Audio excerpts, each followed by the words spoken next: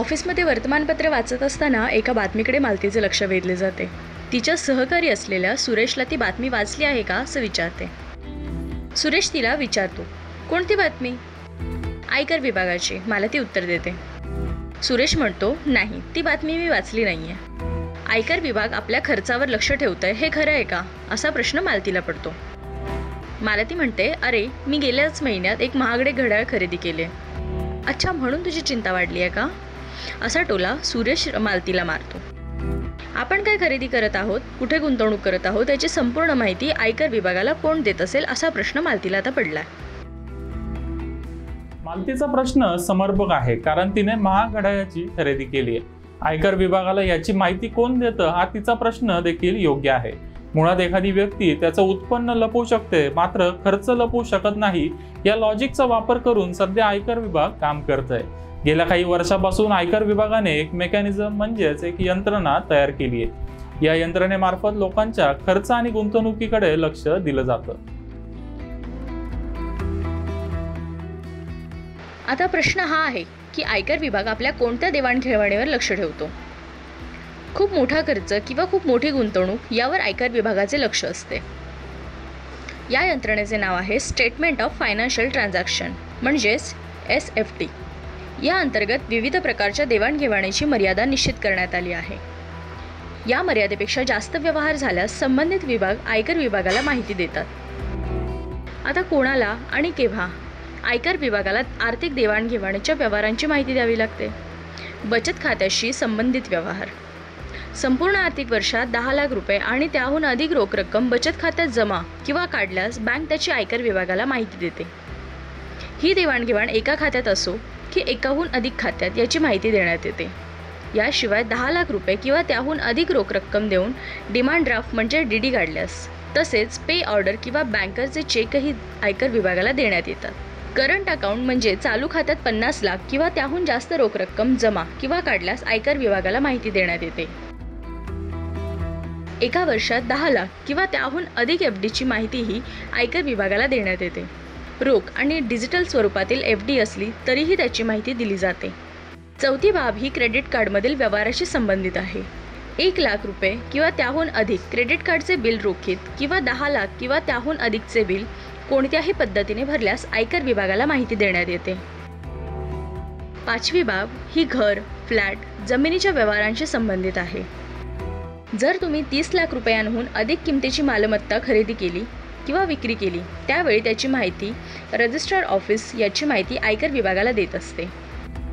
50 लाख रुपयांहून अधिक किमतीची मालमत्ता खरेदी केल्यास त्याचवेळी 1% TDS कपात केला जातो. TDS कपात केल्यानंतरही देवाणघेवाणीची माहिती आयकर विभागाला प्राप्त होते. एखाद्या व्यक्तीने एका आर्थिक वर्षात 10 लाख रुपयांहून अधिक रुपयांची गुंतवणूक शेअर, डिबेंचर, बॉन्ड किंवा म्युच्युअल फंडात केल्यास त्याची माहिती आयकर विभागाला देण्याची जबाबदारी त्या संस्थांची असते. सातवी बाब सामान्य मालतीसारख्या सामान्य लोकांशी संबंधित आहे.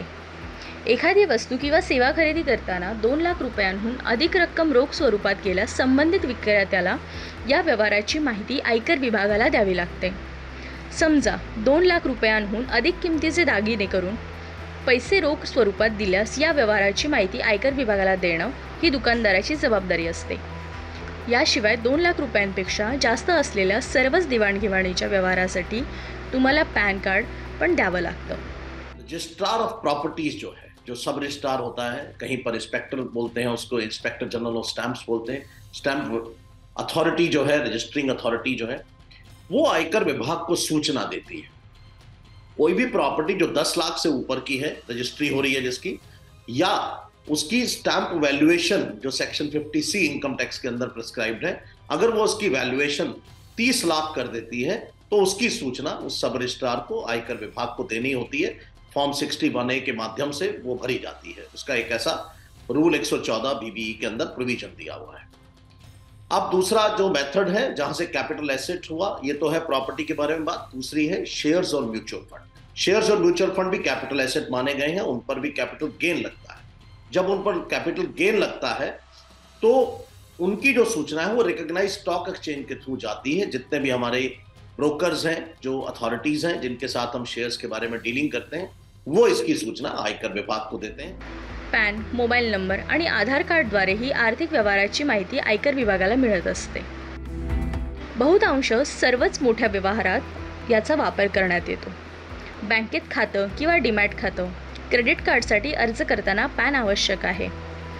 जर बँकेत रोख जमा करताना, विम्याचा कर भरताना, म्युच्युअल फंड किंवा बॉन्ड खरेदी करताना, हॉटेल किंवा परदेशी प्रवासाचे बिल 50,000 रुपयांहून जास्त असल्यास पॅन कार्ड देणं बंधनकारक आहे. सबसे जरूरी तो यह है कि कैश का ट्रांजैक्शन बिल्कुल मत कीजिए. 2 लाख रुपए से ऊपर अगर आप कैश निकालते हैं अपने सेविंग बैंक अकाउंट से, या 10 लाख रुपए से ज्यादा आप करंट अकाउंट से निकालते हैं, तो ये इसकी सूचना बैंकिंग अथॉरिटीज को, इनकम टैक्स डिपार्टमेंट को देनी होती है. दूसरा, आप जब भी कुछ खरीदें या बेचें उसकी आयकर को सूचना दें. जो भी मैकेनिज्म अवेलेबल है, जितनी हाई वैल्यू ट्रांजैक्शंस आप करते हैं प्रॉपर ड्यू डिलीजेंस से करें, और जो पेमेंट्स हैं या लेना या देना वो प्रॉपर बैंकिंग चैनल्स के थ्रू करें. उसको कोई किसी तरह का टैक्स अवॉइडेंस की कोशिश ना करें. अनडिस्क्लोज्ड इनकम जो है उसके अंदर अपनी एक्टिविटीज को इन्वॉल्व मत कीजिए. अपना बिल्कुल सीधी जिंदगी जीजिए. सरकार को ईमानदारी से अपना टैक्स दीजिए. जो अपनी आयकर की रिटर्न है उसको आप समय पर भरें. इस साल की रिटर्न भी ड्यू हो चुकी है, शुरू हो गई है रिटर्न फाइल होनी. वो समय से अपनी रिटर्न भरें. अगर आप आयकर के सेक्शन 139 के अंदर आपकी रिक्वायरमेंट है इस रिटर्न को भरने की, तो आप भरिए. लेकिन मैं कहूंगा कि अगर आपकी बिलो टैक्सेबल भी है तो भी मेरी पर्सनल सलाह ये होगी कि आप अपनी रिटर्न भरिए, क्योंकि ये रिटर्न की आपको बहुत जगह जरूरत पड़ती है. जब आप लोन लेने जाते हैं, किसी किस्म का वीजा लेने के लिए आप अप्लाई करते हैं, कुछ भी आपको करना हो, तो आयकर की रिटर्न एक बहुत बड़ा माध्यम है. आप अपनी आय को जिससे डिस्क्लोज कर सकते हैं. मालमत्तेचे भाडं 10,000 रुपयांहून अधिक असल्यास पॅन कार्ड द्यावे लागते. करदात्याच्या उत्पन्नावर TDS द्वारेही लक्ष ठेवता येते. बँक किंवा पोस्ट ऑफिसच्या जमा रकमेवर एका वर्षात 40,000 रुपयांहून अधिक व्याज मिळत असल्याने TDS कपात होतो. अशाच प्रकारे मालमत्ता खरेदीसह इतर कोणत्याही प्रकरणात TDS कपात केला जातो. TDS कपात केल्यानंतरही तुमच्या उत्पन्नाची माहिती आयकर विभागाला मिळते. कलेक्शन एंड सोर्स TCS है बहुत जगहों पर. सिग्निफिकेंट फाइनेंशियल ट्रांजैक्शंस बहुत डिटेल में हम उसके बारे में बात कर चुके हैं. मिनिस्ट्री ऑफ कॉर्पोरेट अफेयर्स, अगर आप कोई कंपनी शेयर्स अलॉट करती है तो वहां फाइल करना होता है. तो वहां जितनी तरह की इंफॉर्मेशन MCA में फाइल होती हैं वो सब भी आयकर विभाग उसको ट्रैक करता है. देन सबसे जरूरी GST से पूरी इंफॉर्मेशन जो है आयकर के पास जाती है. पूरी इंफॉर्मेशन से रजिस्ट्रार ऑफ प्रॉपर्टीज हम बात कर चुके हैं उसके बारे में. रिकॉग्नाइज्ड स्टॉक एक्सचेंजेस और उनके नीचे जितनी भी एजेंसीज हैं वो सब इंफॉर्मेशन देती हैं. सबसे इंपॉर्टेंट जो आज 2018 के बाद से जो इंपॉर्टेंट जो डिपार्टमेंट बन गया वो है GST. आप जो भी लेन देन करते हैं, जब आप उस पर GST क्लेम करते हैं या GST जमा कराते हैं, तो आपकी सारी इंफॉर्मेशन आयकर विभाग के पास जाती है. और एक और मैकेनिज्म है सरकार के पास साहब, वो है विसल ब्लोअर्स. लोग आपके बारे में, एक दूसरे के बारे में जो खबरें देते हैं, तो सरकार ने अपने विसल ब्लोअर्स भी छोड़े हुए हैं जो सरकार को बताते हैं कि कौन सी बड़ी ट्रांजैक्शन होने जा रही है या हो गई है. तो वो भी एक मैकेनिज्म है. और एक सरकार का अपना डिपार्टमेंट है साहब, उसका नाम है इंटेलिजेंस एंड इन्वेस्टिगेशन विंग. तो जो इंटेलिजेंस डिपार्टमेंट है उसका काम है कि पूरा जो है सूचना तंत्र से इंफॉर्मेशंस को जुटाना, फिर उस पर अपना काम करना, फिर उसको एनालाइज करके आयकर विभाग को देना. और देन एक इन्वेस्टिगेशन विंग है जो सर्च करता है या सर्वे करता है. तो सर्च एंड सर्वे से भी इन्फॉर्मेशन निकलती है एक दूसरे के बारे. म्हणजे तुमची इच्छा असो अथवा नसो, तुमच्या प्रत्येक मोठ्या व्यवहाराची माहिती आयकर विभागाला मिळते. मात्र तुम्ही तुमचं उत्पन्न आणि खर्च हे सप्रमाण सिद्ध करू शकलात तर तुम्हाला घाबरण्याची गरज नाहीये. उत्पन्न आणि खर्चात तफावत असेल तर आयकर विभाग तुम्हाला नोटीस पाठवू शकतो. आर्थिक वर्षात करण्यात आलेल्या सर्व खर्चाचा तपशील तुम्हाला वार्षिक माहिती पत्रकात म्हणजेच AISA मध्ये आढळतो. ही माहिती तुम्ही आयकर विभागाच्या वेबसाईटवरून डाउनलोड करू शकता. उत्पन्न, खर्च आणि गुंतवणुकीत तफावत राहू नये यासाठी आयकर रिटर्न भरायच्या आधी तुमचा AIS फॉर्म अवश्य तपासा.